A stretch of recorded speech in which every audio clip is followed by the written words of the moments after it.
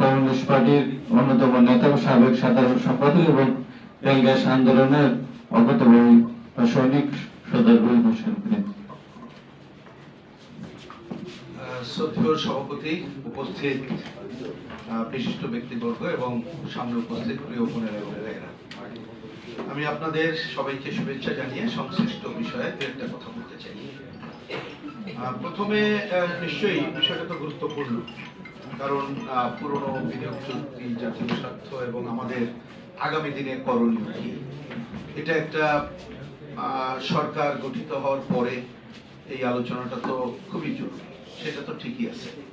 কিন্তু আজকের এই আলোচনা সভায় বর্তমান প্রেক্ষাপট উপেক্ষা করে আসলে আলোচনা করার কোনো সুযোগ নেই। এই জন্য আমি এখনকার বিষয়ে একটা দুটা মন্তব্য করে আমি খুব সংক্ষেপে একটা কথা বলি। আমরা তো জানি যে যে যুদ্ধ আমেরিকা ইসরায়েল চাপিয়ে দিয়েছে এবং তার ফলে আমরা জানি দুনিয়া এই ধরনের যুদ্ধ হলে সারা দুনিয়ায় ক্ষতিগ্রস্ত হয়, বিশেষ করে ক্ষতিগ্রস্ত হয় সাধারণ মানুষ, গরিব মানুষ, এবং আমাদের দেশ এক্ষেত্রে নানাভাবে ক্ষতিগ্রস্ত হবে। আমি সে আলোচনায় যাচ্ছি না, শুধু আমরা রাখি আমাদের এই জ্বালানির উপরে। এবং উদ্বিগ্ন আমরা সবাই।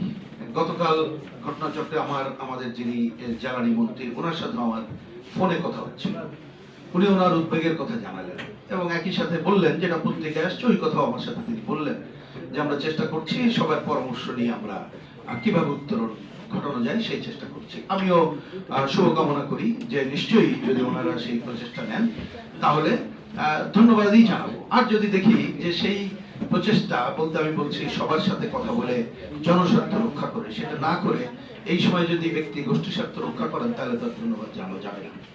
এখন আমি এই ব্যাপারেও একটা দুটা মন্তব্য শুধু। প্রথমত সংকট তো চাই, কিন্তু আজকে এটা গতকাল যখন কথা হলো, আমি যখন ঠিক এখানে আসি আমি ফোনে খবর পাচ্ছি না, আমি নাম উচ্চারণ করতে চাই না, একটা ডিপোর কথা শুনলাম, সেখানে বলা হচ্ছে নাকি তেল শূন্য। কেন? আমি শুনলাম আজকেই নাকি, এটা ঠিক জাস্ট প্রেস ক্লাবে ঢোকার আগে ফোনের খবর, ইতিমধ্যে কিছু বাসগুলোকে রেশন করার কথা বলা হয়েছে। রেশন করার কথাটা বলাতে কোনো অন্যায় না, আমরা একজন সচেতন মানুষ হিসেবে সংকট হলে অবশ্যই রেশন করে চলবো, কিন্তু প্যানিক তৈরি করা হচ্ছে কিনা আমি খতিয়ে দেখতে বলি। কোনো প্যানিক তৈরি করা চলবে না। প্যানিক তৈরি করলে এই সংকটের সময় মজুদদার দুর্নীতিবাজ তারাই সুযোগ পায়। কারণ আপনারাই তো বলেছেন, আমার কথার দরকার নেই। আপনাদের তথ্য শুনলাম, পেট্রোল 16 দিনের মজুদ আছে, অকটেন 30 দিনের আছে, বিদ্যুৎ ফার্নেস অয়েলের 76 দিনের মজুদ আছে। হ্যাঁ, হরমুজ প্রণালী বন্ধ, কিন্তু এখনো পর্যন্ত তো আমাদের কাছে যা খবর যে 5, 9 এবং 11 মার্চ যেটা বাংলাদেশে পৌঁছানোর কথা অলরেডি সেটা পাইপলাইনে আছে। আমাদের কাছে যতটুকু খবর অস্ট্রেলিয়া, অ্যাঙ্গোলা সহ অন্য জায়গা থেকে আগে থেকে আনার মতো পাইপলাইনে আছে।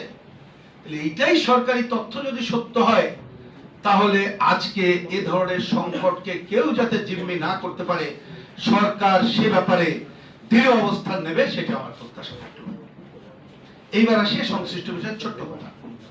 আমাদের ডক্টর শামসুল আলম, তিনি সবাই আমরা চিনি, এবং আমরা যে আন্দোলন সংগ্রাম করি, যেসব বিশেষজ্ঞদেরকে আমরা জনস্বার্থের পক্ষে বিশেষজ্ঞ মনে করি, তিনি তার অন্যতম, এবং তিনি আমাদের আন্দোলনের অন্যতম সংগঠকও বটে। তিনি তার আলোচনায় একটা জায়গায় উল্লেখ করছিলেন আজকে এখানে, সেটা হচ্ছে এই যে ইরান আমেরিকার যুদ্ধ, যেটা দিয়ে আমি বলার চেষ্টা করলাম, এটা তো অ্যাকচুয়ালি একসাথে চাপিয়ে দেওয়া, এটা আমেরিকা ইসরায়েলের চাপিয়ে দেওয়া যুদ্ধ, এটা আমরা জানি। অভিশাপ না আশীর্বাদ হয়ে আসবে, আমি এই বিষয়টাকে গুরুত্ব দিতে চাই। এখন যদি এইটাকে, নিশ্চয়ই আমরা তো অভিশাপ চাইবো না, তাহলে আশীর্বাদই চাইবো। তাহলে আমরা অতীত দিনের ঘটনাবলী পর্যালোচনা করেই যদি আমরা এখন সুনির্দিষ্ট সিদ্ধান্ত গ্রহণের দিকে সরকার আগায়, এবং আমরা সেটা আগানোর ক্ষেত্রে আমাদের কণ্ঠসোচ্চার করতে পারি, এবং যদি পুরো শক্তি সমর্থনে আগানোর কাজটা করতে পারি, সেটাই মনে হয় আমাদের কাছে অন্যতম করণীয় হিসাবে নির্ধারণ হবে। আমি সেই আহ্বানই সরকার সহ সবার প্রতি আহ্বান জানাবো। কেন এই কথাটা বললাম? আমরা অতীত দিনের চুক্তি, সব ঘটনাবলী আমি বিস্তারিত যাচ্ছি, এটা জানি, বহু আলোচনা করেছি, এবং এই দুর্নীতিটা আমরা জানি, যে দুর্নীতির তো কত খবর আমরা জানি, কিন্তু বিদ্যুতের দুর্নীতি হচ্ছে হাঙ্গর কুমিরের দুর্নীতি। দেখেন না, ওই কত টাকার দুর্নীতি কলম দিয়ে লিখতে গেলে আমিও তো ভাই একের পরে কতটা শূন্য বসবে লিখতে পারবো না, আপনারা হয়তো পারবেন। মানে কি মিলিয়ন বিলিয়ন ট্রিলিয়ন এই সমস্ত শব্দ আসে, এটা একটা কঠিন কাজ। এবং এইগুলো শুনি, আমি যখন ভাবি যারা ওই 1 কোটি টাকাই তো বুঝতে পারি না কোত্থেকে আসে কিভাবে, এগুলো বুঝবেন না, ওটা অটো ব্যাংকে অন্য জায়গায় ট্রান্সফার হয়ে যায়। তা যাই হোক, হয়তো আপনারা জানতে পারেন, আপনারা জানাও জরুরি না। তাহলে এই কাজগুলো আমরা যে অতীতে যেগুলো করেছি, তা কেন এখানে কিন্তু বলা আছে লক্ষ্যটা কি। বিদ্যুৎ নিয়ে যখন কথা হয়, আমরা কি চাই ভাই সাধারণ মানুষ? আমি একটা নিরবিচ্ছিন্ন বিদ্যুৎ চাই, যাতে 24 ঘন্টা থাকে, মানসম্পন্ন বিদ্যুৎ চাই, যাতে ফ্রিজ টেলিভিশনটা নষ্ট না হয়, বিদ্যুতের আপ ডাউন না করে। আর কি চাই? সাশ্রয়ী মূল্যে। এবং সাশ্রয়ী মূল্য কি সম্ভব না? অবশ্যই সম্ভব। ওই যে দেখেন আমাদের বিদ্যুৎ উন্নয়ন বোর্ডের সাবেক চেয়ারম্যান, তিনি যে ডাটা কিছু দিয়েছেন, তার মধ্যেই দেখেন গ্যাসের কথা বলা হয় নবায়নযোগ্য।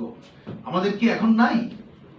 আমি আপনাদেরকে বলি, এখানে কে যেন ভোলার কথাটা উচ্চারণ করলেন, শুনে রাখেন, তেল গ্যাস বিদ্যুৎ বন্ধ রক্ষা জাতীয় কমিটি আমাদের লং মার্চ রোড মার্চ শোনেন, কিন্তু আসলে আমরা প্রথমে কি মার্চ করেছিলাম জানেন?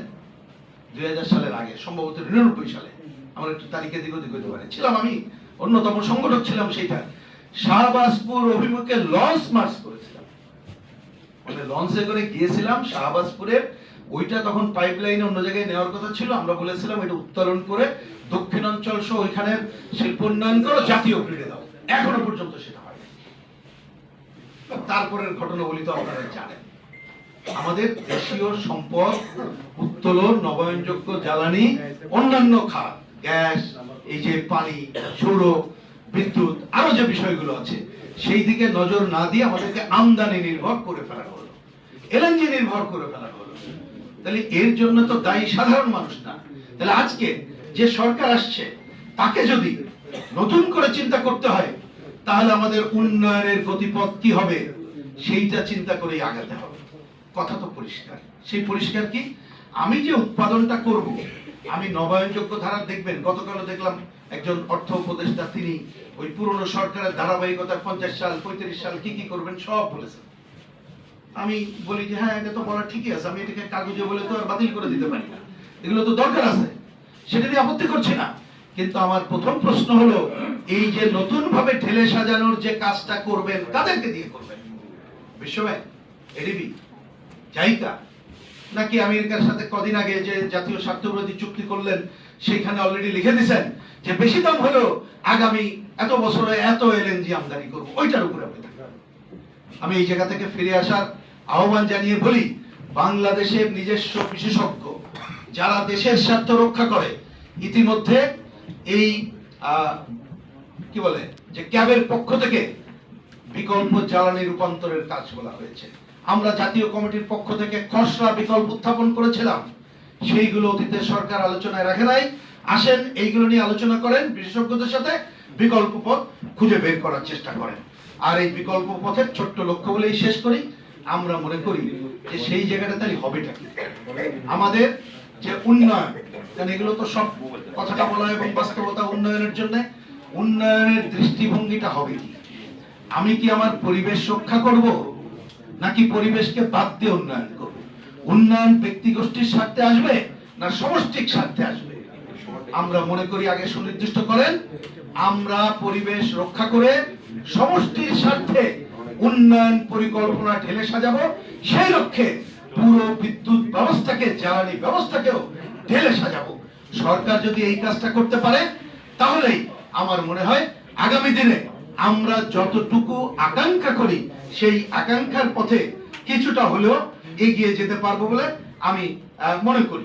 আমার শেষ কথা হলো, এই যে জ্বালানি প্রাপ্তির অধিকারের কথা বলা হয়, সেই ক্ষেত্রে যদি এই অধিকারের কথা বলার পরেও, একটু আগে আমি যে কথাগুলো বললাম, এইটা স্বীকার করার পরেও আমাদের জ্বালানি মন্ত্রণালয়, আমাদের প্রধানমন্ত্রীর কার্যালয়, তারা শেষে হয়তো বা কয়েকটা রেগুলেটরি বডির কথা বলেই বললো যে তাদের উপরে ছেড়ে দিলাম এবং তারাই দায়িত্ব পালন করবে।